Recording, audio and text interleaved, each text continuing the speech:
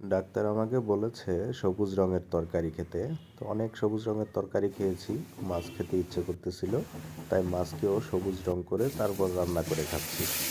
সেজন্য কিছু ধনিয়া পাতা, টমেটো, আদা, রসুন একটু ব্লেন্ডার করে নিয়েছি। এরপর চুলায় তেল, পেঁয়াজ এগুলো একটু নাড়াচাড়া করে তারপর সবুজ চাটনিটা দিয়ে দিলাম।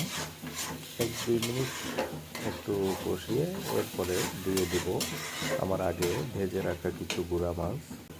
মাছগুলো দিয়ে 1 মিনিটের মতো মশলার সাথে একটু ভালোভাবে মিশিয়ে তারপর অল্প পরিমাণে কিছু পানি দিয়ে দিব। তারপর একটু ভালোভাবে মিশিয়ে 5 মিনিটের জন্য মিডিয়াম আঁচে ঢেকে রেখে দিব। সবুজ কালারের মাছের ঝোল আসলে দেখতে যেরকমই হলো, কিন্তু খেতে বেশ ভালো লাগলো।